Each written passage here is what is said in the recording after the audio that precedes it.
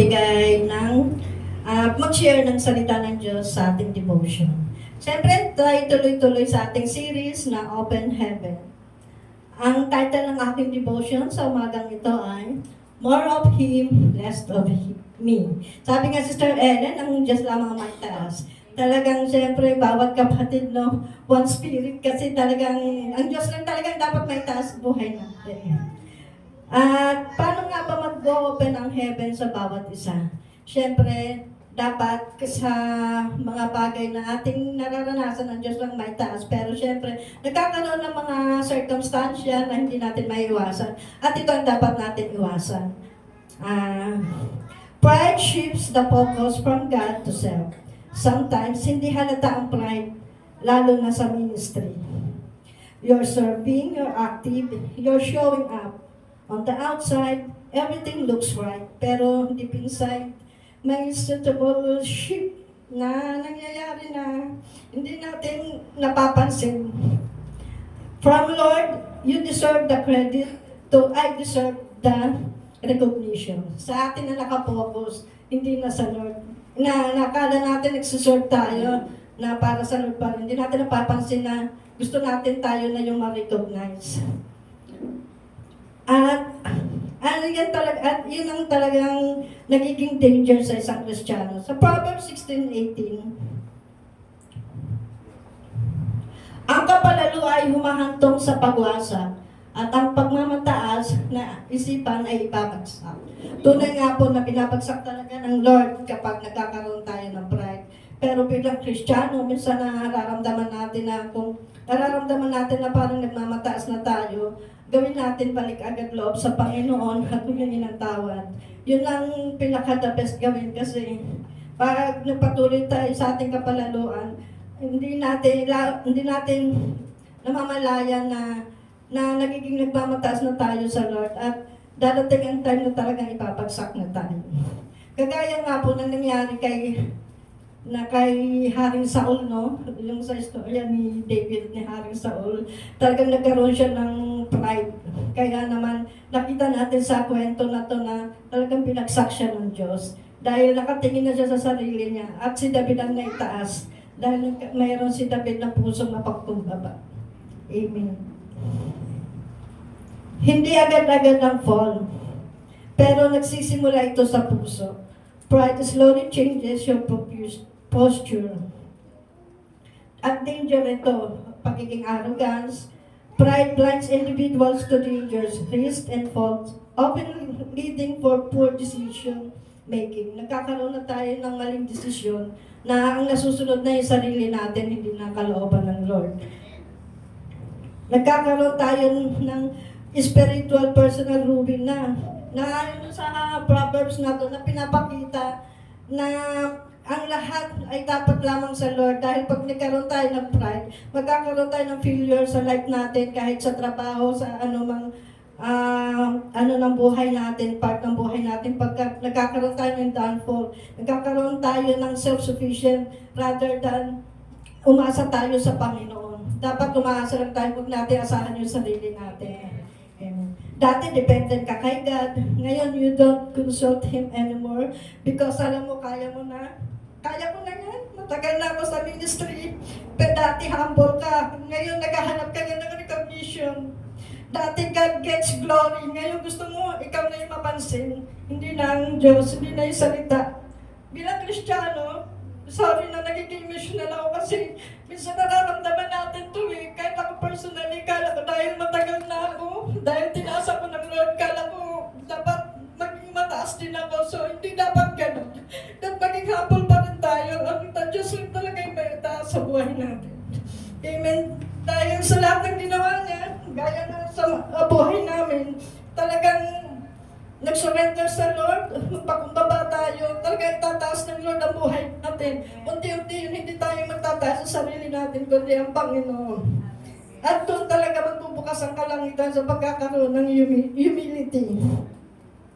Kaya pag nagiging gusto na natin tayo na yung mapansin, diyan papasok yung unrighteous agenda. Nagkakaroon na tayo ng unrighteous agenda. Approaching God with corrupt heart, just honest intention. Kapag Serving becomes less about worship and more about validation. Naghahanap na tayo ng validation. Bawat tayo natin dito, iniisip natin kung ano sasabihin ng tao. Kung approve ba ako sa tao, hindi na natin iniisip na ang ginagawa natin para sa Diyos. Dapat tuwing tatayo tayo dito, na paanong ministry man, isipin natin ang ginagawa natin para sa Diyos, hindi para sa atin. Huwag tayo maghangad ng validation, ng recognition, kundi ang Diyos lang ang maitaas sa buhay natin.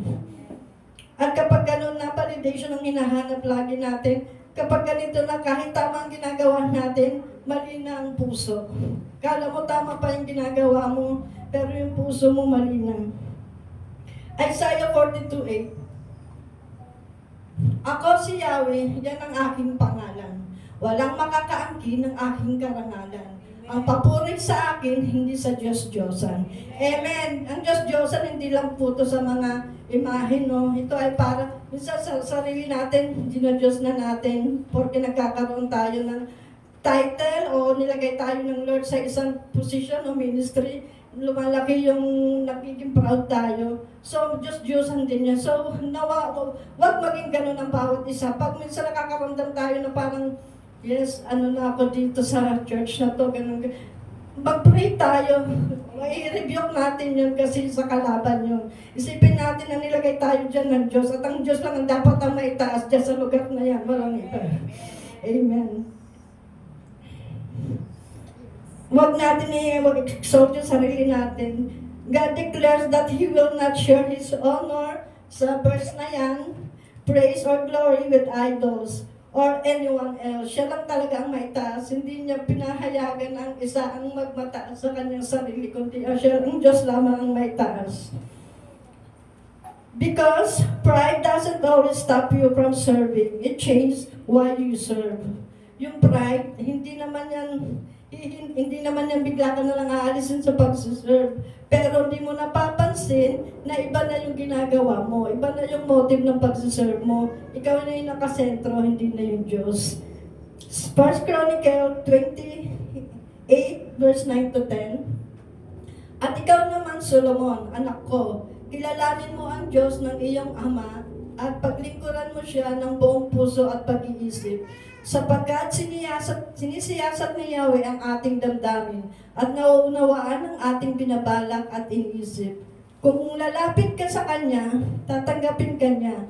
Ngunit kung tatalikuran mo siya, itatakwil ka niya magpakailanman. Amen. Sinasabi ng verse na to na alalahanin mo na lahat tayo pinili ng Lord. Mapa-music, mapa-saan ministry man ang hinabakan, nilagay tayo ng Lord dito. So dapat, alalahanin natin na siya naglagay, kaya dapat ang kapurihan sa Kanya lang. At siya lang ang maitaas. Sa bawat salita na namumutawi sa ating mga labi, siya lamang, hindi tayo. Amen. Pero wag tayong mag-alala, kung minsan nakakaramdam tayo ng pride, mayroong grace ang Panginoon upang makabalik tayo sa Kanya. But here's the grace of God. He corrects before He allows a fall. He humbles not to shame you, but to realign you. Nire-realign tayo ng Lord na pag nagkakamali tayo, na yun, may nagko-correct sa atin, may mga leader na nagko-correct sa atin. Huwag nating isipin na pinapahiya tayo o binibigyan tayo ng sama ng loob. Nire-realign lang tayo dahil yun ang lead ng Panginoon para sa bawat isa, para mag-grow tayo sa Kanyang ministry. Amen. Sa 1 John 2:15-17, huwag ninyong ibigay ng sanlibutan o ang bagay na nasa sanlibutan. Ang umiibig sa sanlibutan ay hindi umiibig sa Ama. Amen. So today, pause and check our heart. Siyasatin natin ating mga puso. Nagsiserve na ba ako para sa glory ng Panginoon o para lang sa sarili ko? Tayo, bawat isa dito bilang tao, yes, nagkakamali tayo, nagkakaroon tayo ng pride. Lagi nating tandaan na pagpasiyasat tayo sa Lord, kagaya kay David. Search me, O Lord, na yung heart ko ay naka-align pa ba sa'yo? Lumalaki ba ang ulo ko? Para nang sa ganun, magkakaroon din tayo ng realization na ang Lord ang naglagay sa akin sa posisyon kung ano ako ngayon. Siyang nag-ahon sa akin sa putikan kung ano ako dati. Kaya dapat natin ibigay sa Lord lamang talaga ang kaburihan. Siya lang ang may taas sa bawat kilos natin sa araw-araw sa mga gawa ng ating mga kamay sa kaisipan natin. At araw-araw tayo magkukonsulta. Kaya nga, sa church na to, meron tayong prayer line. Umaga pa lang talaga, ang guidance natin is yung prayer. Para sa ganun, ang buong araw natin ay maging maayos, smooth, tsaka effective at productive. At walang pagkamalaki. Amen. Gusto natin magbukas ang langit para sa atin. Ano po ba ang dapat natin gawin? Choose to go back to right posture. Serve with humility, serve sincerely, serve with a heart that says, Lord, it's all for you. Lahat ito galing sa Lord. Lahat ng ginagawa natin para sa Panginoon, hindi para sa ating sarili. John 3:30. Dapat siyang may taas at ako na may maibaba. Gaya ng dalawang lalaki na nasa templo, no? Yung isa din nadagukan ng kanyang sarili, at yung isa naman talagang nagmamataas na hindi ako kagaya nito, na tingin niya sa sarili niya ay mas mataas siya kaysa sa iba. Alam ko ang mga taga-Diyo sa GM ay talagang mapapagkong babae, hindi nagmamataas. Yes, nagko-correct. Huwag sana isipin ng mga kino-correct na nagmamataas yung nagko-correct. Ang isipin natin, mahal tayo ng Diyos. Lang yung mga tao na mag-correct sa atin upang hindi tayo mapalayo at maging align lagi ang buhay natin sa kalwalhatian ng Panginoon. When pride enters your service, God's glory slowly exceeds your focus. Never forget that everything comes from God, from the grace of God. Yan po ay talagang lahat ng mga natatanggap natin at kung ano man meron tayo ngayon. Kung nandito man ako ngayon, ito lamang ay dahil sa Panginoon, dahil lang sa grace ng Panginoon. At lahat ng mga nandito ngayon na dumalo sa piging ito ng Panginoon pagdiriwang ito ay dahil lamang sa grace ng Panginoon. At nawa, ang bawat isa ay maisa puso natin na talagang lahat ng gagawin natin mula Lunes hanggang Linggo, araw-araw ay para lamang sa Panginoon. Especially araw ng Linggo, dito talagang araw ng Panginoon. Bigay natin ang oras sa Kanya. Maglaan tayo talaga ng oras. Time management, maagang mag-isip para talagang, Lord, excited kami makipag-date sa iyo sa araw na ito. Yun lamang po ang aking devotion. To God be all the glory.